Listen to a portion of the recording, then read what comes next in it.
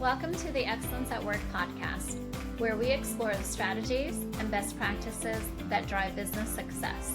I'm Rachel Cook, COO of Brandon Hall Group and the host of our podcast, along with members of our executive team. In each episode, we'll dive into the latest trends, insights, and real-world examples from some of the most exciting leaders from organizations worldwide. Be part of our journey and learn from the best as we discuss innovative approaches and cutting-edge technologies for talent management, learning and development, leadership, diversity and inclusion, and more.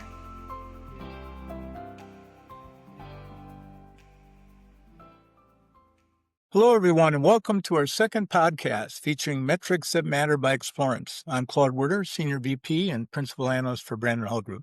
On the first podcast, I talked to Steve Lange, MTM's Director of Consulting, about establishing a strategic measurement mindset. And today, Steve joins us again, focus on the future of learning measurement, focusing on where skills and business impact converge. Before we get started, from my conversations with our clients, I know this is really a topic that's on their minds, and Steve's the perfect person to provide some insights. So just as a way of background, as organizations increasingly focus on skills-based approaches, learning measurement, in my mind, must evolve to connect learning outcomes with skill development and business impact. So what we hope to explore today is how forward-thinking L&D teams are bridging the gap between learning measurement and skills measurement to create a more comprehensive view of development impact. So Steve, welcome back. You ready to get started? I am. Thank you, Claude, for having me again. Let's have a discussion. Yeah, it's my pleasure. Let's start with this. Explorance has been at the forefront of learning measurement for years now. How would you describe the shift you're seeing now organizations think about measuring learning today versus, maybe even a couple of years ago? Well, it kind of tails off from our last conversation, which L&D, they want to be more strategic about measurement.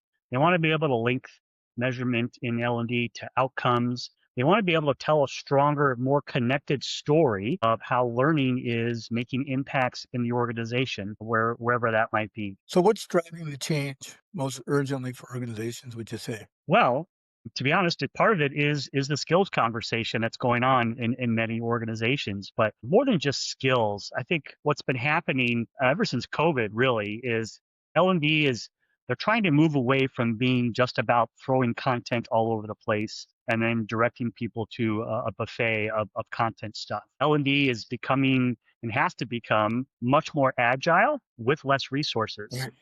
Therefore, they need to know what's working, what's not working, and why. And that's where measurement comes in with their learning. They need to be able to be judicious about where to spend resources and budget in people hours to get the most out of what it is that they are helping the business do in terms of solving problems and keying in on key initiatives. Yeah, and where I hear some organizations kind of getting confused is everybody's talking about the skills revolution, quote unquote, in L&D. And so from your perspective, what does this really mean in terms of how organizations should be measuring learning effectiveness? Well, the effectiveness of learning itself doesn't really change. We've always wanted to measure the elusive, transfer of training or on-the-job application of training. I mean, that's part of the holy grail of training effectiveness. It's just with the skills, the conversation now, it's more focused. So instead of effectiveness on training overall, it's how are folks attaining skills, and then what does that look like in application and performance. So if I'm learning a skill in project management or AI or something, that's great, but then how am I applying that, and how is that specific skill helping the business meet its business goals? But I see some challenges there, though. What are you seeing when organizations try to shift from, say, course completion metrics and satisfaction scores to all of a sudden skills acquisition metrics? Yeah, and it's that acquisition part. I think that's tough because we have to come to agreement within L&D and HR and the business overall is, what does that mean? What does an acquisition of a skill mean? Is it a score on a written test? Are there application exercises during training so someone gets, certified in something? Is it maybe there's some type of a checklist that needs to be verified by a SME or a manager a few weeks after training? I think these are the challenges that probably most people are facing. It's a little bit of everything. It's really, it's a process that needs to be defined and tracked and scalable that can be connected to outcomes. So it's not just one thing.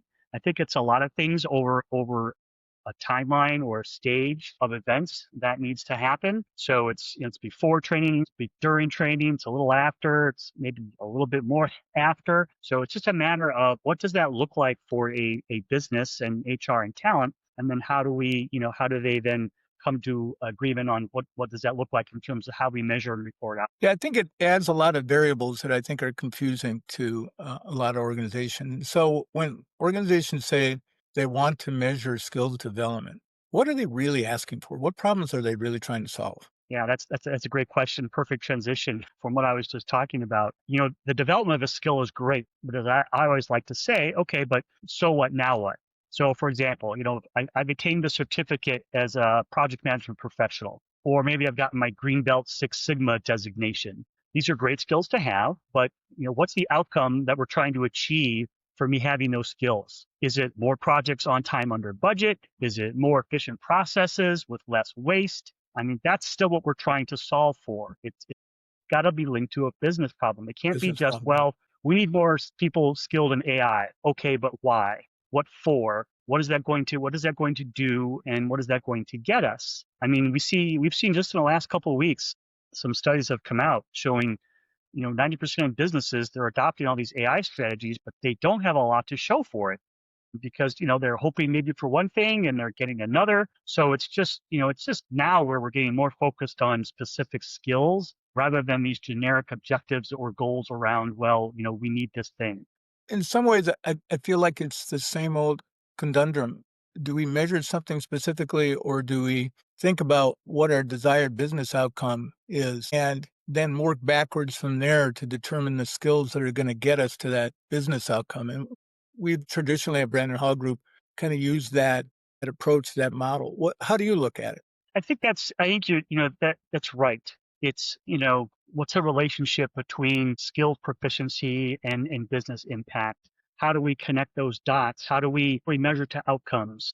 Again, you can teach a bucket load of skills, but if you can't link them to something, then like you said, we're in the same spot we've been for 50 years. That AI example is great because it's something everyone's trying to solve for, but what's the real goal? What's the business problem you're trying to have AI solve for you? You might be great at prompt engineering or building agents. But again, the thing is, well, but so what? Now what?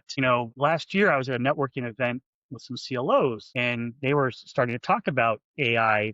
And of course, everyone's talking about how AI can help L&D provide or produce more content, right? You can do this. Oh, you can do this faster now. You can do this. You don't need interview 15 SMEs. You can just do interview AI and you can build all this stuff really quickly. And one of the CLOs, though, he was kind of pushing back a little bit and said, you know what? What about our processes? L&D has tons of processes and operations just like any other department. So instead of asking how AI can help us build more content, because it's not really what we need, it's how can we be more efficient at what we're doing? How can we build things to maybe be more efficient with our intake or our budgeting or our project management? Because if we get AI to help us do those things, then we can start linking those to business goals and objectives, not just for L&D, but in the business overall. So your point about starting with that outcome first and working backwards, it's very true. And what I see is, to your point, is I hear people say, yeah, okay, it's not about the content, it makes it more efficient, but I don't think making them more efficient is actually the end either. Once you become more efficient, what else can you do to help the business based on that efficiency? What better use of the learning team can you make because of that efficiency? And I think people still aren't seeing the full picture there. Yeah, I would agree. I would agree. So moving on, let's talk a little bit about the integration of learning and skills measurement. How do learning measurement and skills measurement actually work together? I get that question a lot. Are they complementary, or are organizations treating them as separate initiatives? They might be treating them as separate initiatives, but I believe they absolutely work together because we get from our clients. Sometimes we get a lot of have a discussion around, our training is really special. It's different. It's highly customized. We can't measure it, the ways that everybody else measures it. The point I come from though is that, well, learning ultimately is or should be, it's about learning new skills and knowledge. It's about the application of that skill and knowledge. It's about improving performance. So individually as an individual performer, but then that leaks into business goals and behaviors and objectives. Sure, we might need some refreshers or whatever, but you all should be complementary because we're doing similar things. However, like I was alluding to earlier, you just might have to expand beyond a simple survey process. You'll need follow-up and manager coaching involvement. You might need follow-up certifications from either maybe a governing body or institution, like I was talking about the PMP or Six Sigma's black belt, green belt certification. Maybe it's something internal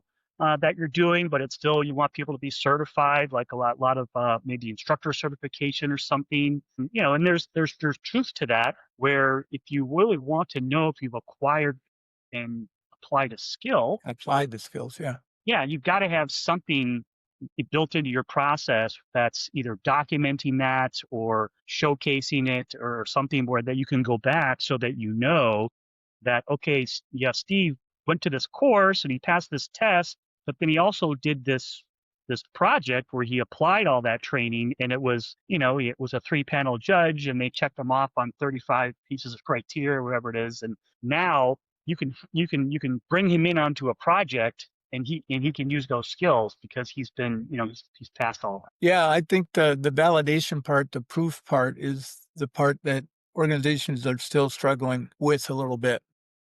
Yeah, And to your point, not a huge stretch. There's no, data and studies out there that show that, participants, self-ratings, and then having an accountability partner and having these other things in place are, they're viable and they're accurate and they're reliable. And they don't cost a ton of money. I mean, just by having a coach follow up with you post training, and then, or an accountability partner or something. Yeah, I also think it makes the whole learning experience stickier and richer when you have that practice piece or that validation piece. And it also serves, I think, to reinforce the learning a little bit as they go.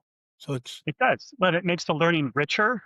Yeah. It makes the learning more about the practice and the application, not so much the learning piece. Yes, but let's face it, we usually learn better by doing and applying, and it brings the context in with it. And that's what we're trying to do with skills-based learning. It's just a matter of, how do we measure it to make sure that it's doing what it needs to be doing. So let's tie the two together now. What's the relationship between measuring skills proficiency, like we we're just talking about, and measuring business impact?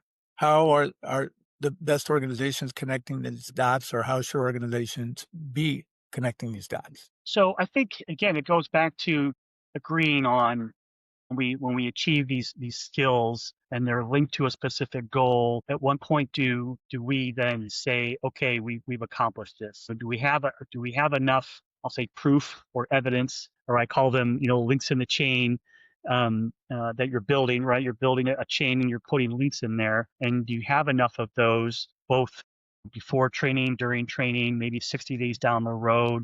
You've got certain things, certain levels of rigor showing that you've had skill development in these areas. And it's not unlike what you should be doing anyway.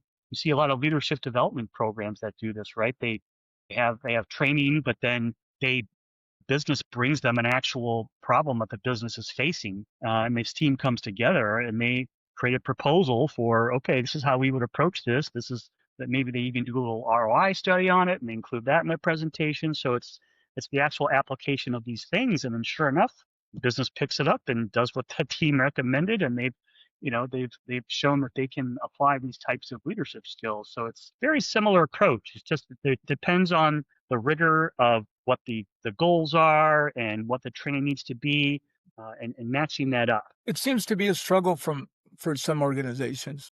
Can you give them any kind of pointers for how to think about this to make it easier? For matching skills to outcomes? Yeah.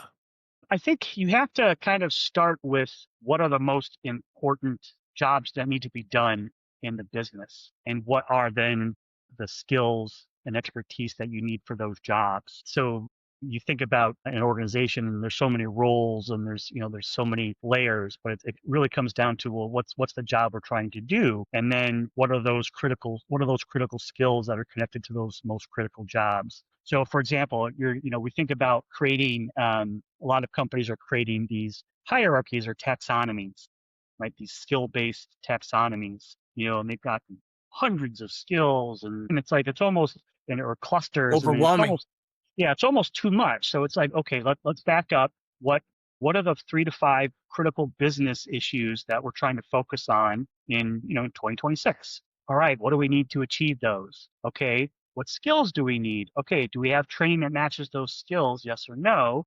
All right. So how do we get those to the people? And then how do we make sure that those skills are coming through both during training and then after training? And then, and start out a little small. It's taking that one bite of the elephant and not trying to do it, try to do everything all the time. Kind of like ROI, Claude. Even Patty Phillips will say, you're not going to do ROI every program you have. You can't. It's too massive. It's just like, and you might not be able to do that with all of your skills courses either. You have to start somewhere. I attended a webinar a couple years ago. There was a company, I forget the name. I don't want to make a guess, but it took them a year just to build out their skills hierarchy and taxonomy, and to get it right and to get it connected to things that made a difference. And sometimes you might be surprised at what comes out of it. Their big surprise was a lot of the stuff that people were focusing on was personal finance skills, to help them figure out, how do I best apply my K and do those types of things. And the CHRO was like, this is great, because this is us, having this relationship with our employees, saying, hey, it's not just about the skills that you're going to bring to this company, but we're helping you build skills that makes you feel good about working here and keeping you engaged, right? And doing those things. And that was an outcome that they weren't expecting and that they didn't plan for, but that was one thing that they could point to, like, this is an outcome of having this skills-based strategy, is we can see where people are really focusing their time, and what they might be wanting more of as an employee. Well, you could flip that and say, all right, we know we have these 4 critical issues. We want to make sure people are spending time building skills in those issues. And now we have another efficiency metric that we can track to see, well, are we getting people into those training courses? Are they developing those skills? Can we put people into different roles throughout the organization? And it's all just, you start taking those kind of baby steps. Great answer. Let's move toward the future a little bit. You touched on 2026.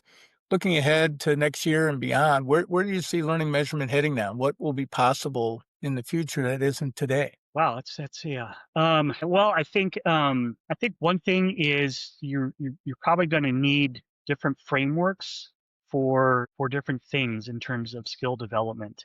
Like we were talking about, like you might have different, think about them as portfolios. So you might have skills portfolios based on specific company objectives or priorities. You might have a portfolio based on just a certain population within your organization, like hypos, or maybe it's like third-year engineers, because the company knows that after 3 years, engineers start looking outside for more opportunities.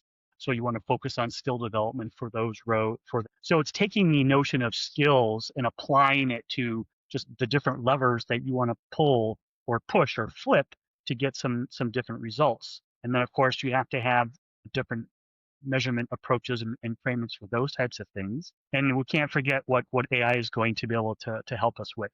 I was going to ask, yeah. Yeah, and that could be, AI's been, it's really, really good at picking out those, those patterns, those trends, things that we might be missing on, to let us know that, well, maybe not this direction, maybe that direction, or, no one's going over here, we need to put people over there. AI could probably help too. I know a lot of the HR tools like LMSs and LXPs and other things, they're building some of these taxonomies with AI, so it's smarter. So we talked about, you could have this giant list of skills, but then with AI you can kind of help funnel it more and whittle it down to become, well, what is the most critical? Like, here's my 5 key business objectives. what are the most critical skills my company needs, and then compare that to what your HIRS is saying. Well, here's how many people have those skills today, to let you know, wow, my workforce planning, I'm going to have to either do a lot of development or I might have to do some recruiting too.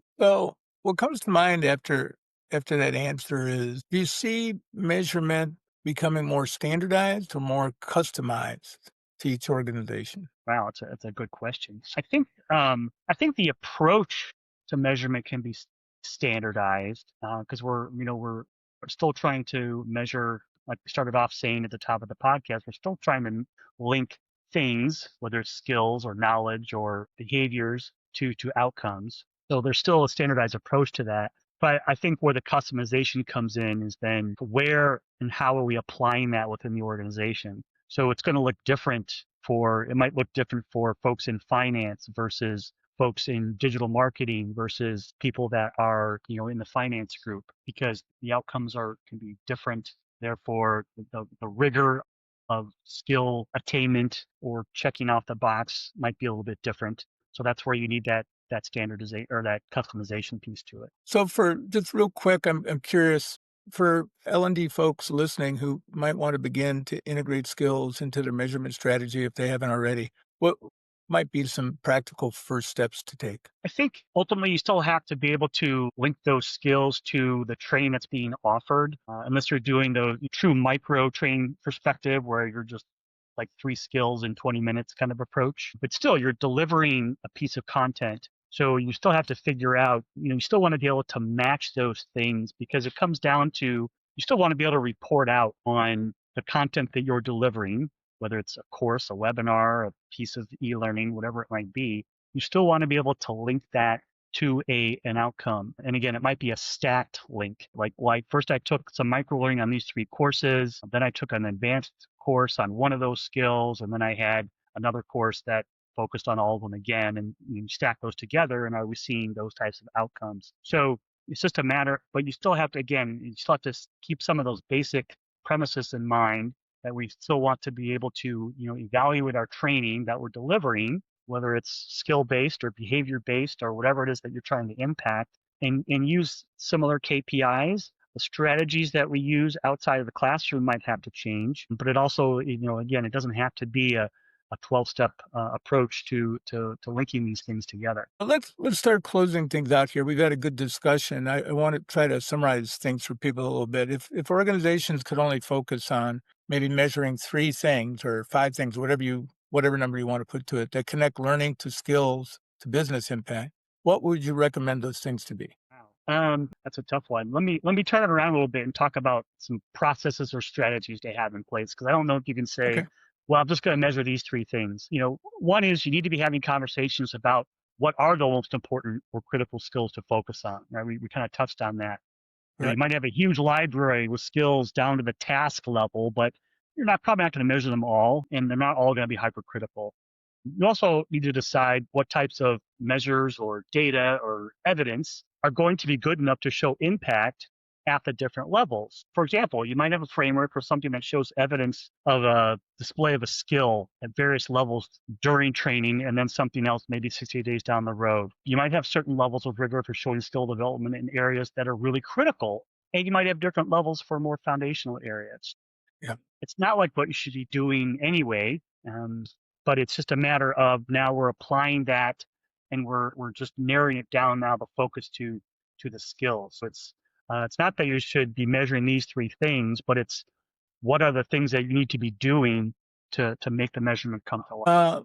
And so we talked about a lot of things, and it's a pretty complicated subject, a lot of nuance. If people could take just one thing or a couple things away from this, what would they be? So it's about being consistent with your measurement strategy. You don't necessarily need to veer too far away from what you're doing, but you still want to focus on, how do I answer the question that the business said we need to help with these skills? How do I tell them that we help them with these skills? What can I show them? You're asking yourself this as L&D. What can I show them that says L&D has done their part to enable these skills? Is it going to be course completions? Is it going to be post-event evaluations? Are there going to be some follow-ups? And then how can I And the second thing is, how do we involve the business with that? I just delivered a workshop today to a client and talked about how it's a team sport, right? Especially with something like skills. L&D can develop, the most excellent training in the world. But the point is that they're applying that back on the job, and we don't see what happens. So we need that help to be able to say skills were acquired, and yes, they are being applied. And here's what we're seeing in terms of Steve being able to apply that green belt in Six Sigma. Yeah, it's really, at the end of the day, it's all about the business outcome. You developed these skills, they proved they had the skills, and that led us to, increased retention, increased mobility, something that the business can hang their hat on and say, this was valuable, we need to keep doing it. Exactly. Except now, instead of talking about courses and classes and content, we're getting more specific about the skills that were acquired. Well, Steve, thanks. This has been great. I really appreciate you taking the time. I think the first podcast was great. This is a good follow-on, and people can certainly listen to both on our Excellence at Work podcast YouTube site, or I'm sure Explorance will be posting this as well. So we invite everyone to listen to both, and hopefully this has been really helpful to everybody. Steve, thanks once again for taking the time. Thanks, Claude. Appreciate it as always. Good to talk to you. Good to talk to you. Take care, everybody.